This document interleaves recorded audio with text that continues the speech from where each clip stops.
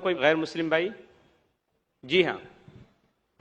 मेरा नाम आनंद करवा है। मैं बाई प्रोफेशन सीए हूँ। मैं डॉक्टर जाकिर साहब को दुबई से जानता हूँ। वहाँ पे मेरा एक मुस्लिम फ्रेंड था, उसने आपके बारे में मुझे बताया था।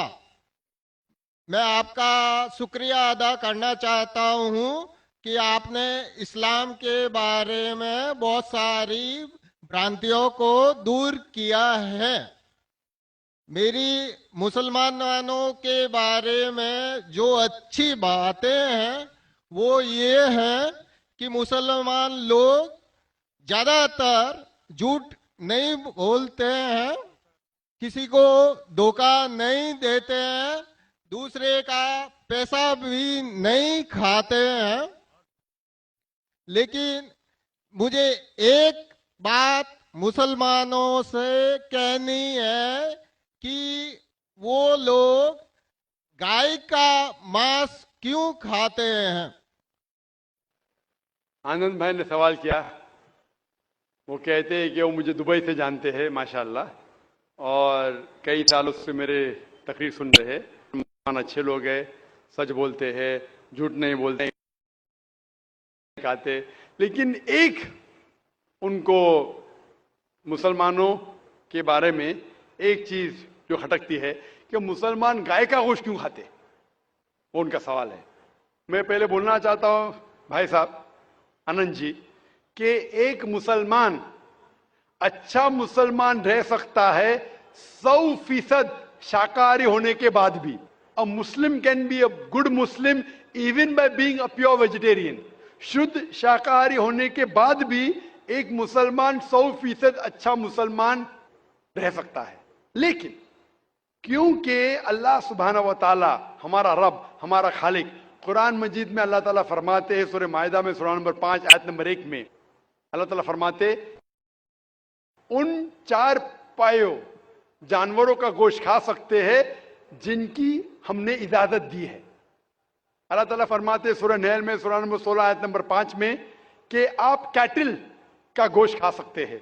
कुरान में जिक्र आता है सूरह मोमिनून में सूरा नंबर 23 आयत नंबर 21 में कि आप कैटल में से आपको मिलता है दूध, उनमें से मिलती है आपको गर्मी, और आप इनका गोश्त खा सकते हैं। तो जब अल्लाह सुब्हानहू व तआला हमारा खालिक, हमारा मालिक कहता है कि आप गोश्त खा सकते, तो क्यों हमें नहीं खाना चाहिए। मैं आपको कोशिश करूंगा बताने के लिए कि आज की साइंस ये कहती है कि हमारे जिस्म में हमको प्रोटीन की जरूरत है, कम से कम 23 एमिनो एसिड की जरूरत है। यही 23 में से 8 एमिनो एसिड हमारे जिस्म में नहीं बनते। उसके लिए फर्ज है कि ये हमारे खाने में हमें ये एमिनो एसिड मिलना चाहिए। कोई भी शाकाहारी, कोई भी भाजी पाला नहीं है जिसमें आटों के आटो एमिनो एसिड मौजूद है। फ्लैश में, गोश्त में आटो अमीनो एसिड मौजूद है। इसे साइंस कहती है कंप्लीट प्रोटीन, कंप्लीट फूड। आज साइंस ये कहती है कि फ्लैश फूड में, गोश्त में प्रोटीन है, नियासिन है, विटामिन B1 है, इससे सेहत अच्छी बनती है। और आज आप देखेंगे जो जानवर जो शाकाहारी होते हैं, जो सिर्फ भाजी पाला खाते हैं, भेड़, बकरी, गाय, आप देखेंगे इन जानवरों के दांत इनके चपटे हैं, उनके पास हर्बीवोरस सेट ऑफ टीथ है। ये सिर्फ भाजी पाला खाते, गोश्त खा ही नहीं सकते। जब आप देखेंगे मांसाहारी जानवर के दांत, शेर बब्बर, चीता, उनके नोकीली दांत होते हैं। ये सिर्फ गोश्त खाते हैं, भाजी पाला खा ही नहीं सकते।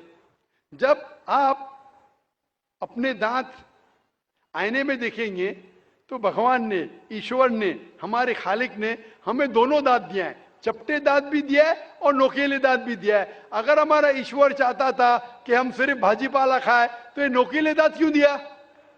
गोश्त खाने के लिए। आज की साइंस कहती है कि जो डाइजेस्टिव सिस्टम है हर्बीवोरस एनिमल का, गाय, भेड़, बकरी के, वो सिर्फ भाजी पाला डाइजेस्ट कर सकते, गोश्त को डाइजेस्ट कर ही नहीं सकते। जो डाइजेस्टिव सिस्टम कार्निवोरस एनिमल का है, चीता, शेर, शेर बब्बर, ये सिर्फ गोश्त डाइजेस्ट कर सकते हैं, भाजी पाला नहीं। लेकिन हम इंसानों को अल्लाह ताला ने, हमारे ईश्वर ने स्मॉल इंटेस्टाइन भी दिया है, बिग इंटेस्टाइन भी दिया है। हम भाजी पाला भी डाइजेस्ट कर सकते हैं, गोश्त भी डाइजेस्ट कर सकते हैं। अगर हमारा ईश्वर चाहता था कि हम सिर्फ भाजी पाला खाए, तो हमें ये डाइजेस्टिव सिस्टम क्यों दिया जो गोश्त को भी डाइजेस्ट कर सकता है? तो साइंटिफिकली हमारा जिस्म, हमारे ईश्वर ने ऐसा बनाया है कि हम भाजी पाला भी खा सकते हैं, गोश्त भी खा सकते हैं। और बहुत लोगों को गलत फहमी है कि हिंदू मजहब में गोश्त खाने की ममानियत है।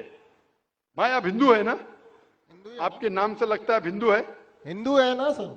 जी, हिंदू ही है। आप हिंदू है ना? हाँ। हाँ बिल्कुल सही, आपके नाम से लग रहा है आनंद आपका नाम है, आप हिंदू है। आपको गलत फहमी होंगी कि हिंदू मजहब में गोश्त खाना हराम है। आप जब हिंदू मजहबी किताब पढ़ते हैं, आपकी मजहबी किताब में लिखा है कि गोश्त भी खा सकते हैं, मांस भी खा सकते हैं और बीफ भी खा सकते हैं, गाय का गोश्त भी खा सकते हैं। आप जब पढ़ेंगे मनुस्मृति चैप्टर नंबर 5, अध्याय नंबर 5, श्लोका नंबर 30 में लिखा है कि अगर खाने वाले जानवर, अगर खाने वाले मखलूक उस चीज को खाती है जो खाने वाले जानवर है, तो आप कोई गुनाह नहीं कर रहे, क्योंकि ईश्वर ने कुछ मखलूक को बनाया है खाने के लिए और कुछ मखलूक को खा जाने के लिए। Some to eat and some to be eaten. तो अगर आप खाने वाले जानवर खाते हैं तो गुनाह नहीं कर रहे। लिखा है मनुस्मृति में अध्याय नंबर 5 श्लोका नंबर 31 में कि अगर आप पूजा के लिए जानवर को कत्ल करते हैं तो कोई गुनाह नहीं करते। लिखा है मनुस्मृति में अध्याय नंबर 5 श्लोकान नंबर 39 और 40 में कि ईश्वर ने कुछ जानवर को बनाया है पूजा के लिए, सैक्रिफाइस के लिए। तो killing in sacrifice is not killing. तो कत्ल करना पूजा में कत्ल नहीं है। तो मनुस्मृति के मुताबिक आप गोश्त खा सकते हैं। फिर आप जब मुताला करेंगे महाभारत का, महाभारत में अनुशासन पर्व में अध्याय नंबर 88 में युधिष्ठिर, पांडव के 5 भाई थे, आपने युधिष्ठिर का नाम तो सुना होगा। युधिष्ठिर जो पांडव के 5 भाई थे, युधिष्ठिर पांडव में सबसे बड़ा भाई था। वो पूछता है भीष्म से कि हम यज्ञ में, पूजा में क्या खाना दें ताकि हमारे परदादा खुश होंगे।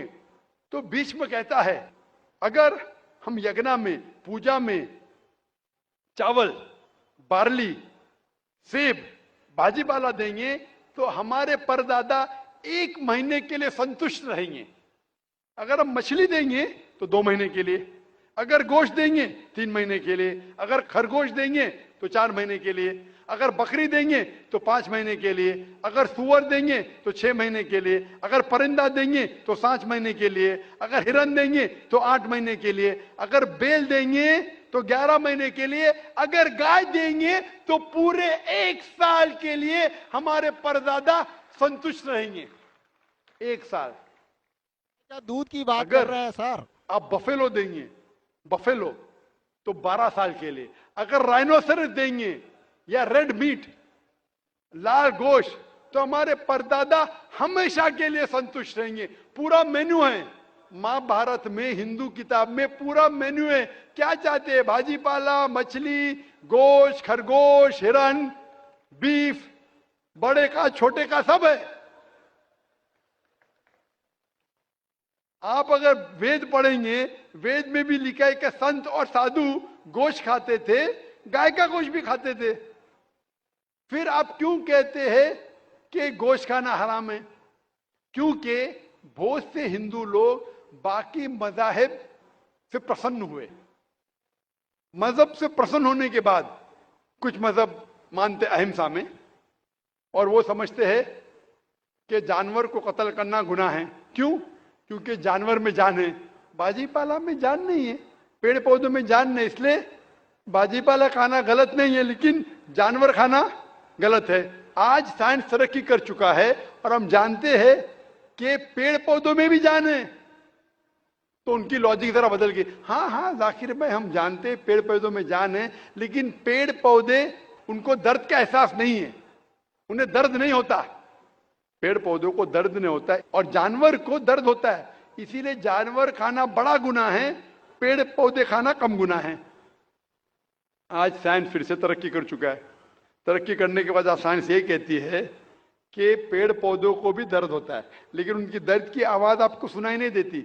हम इंसान सिर्फ 20 साइकिल्स और 20,000 साइकिल्स के दरमियान फ्रीक्वेंसी में सुन सकते, इसके नीचे इसके ऊपर नहीं सुन सकते।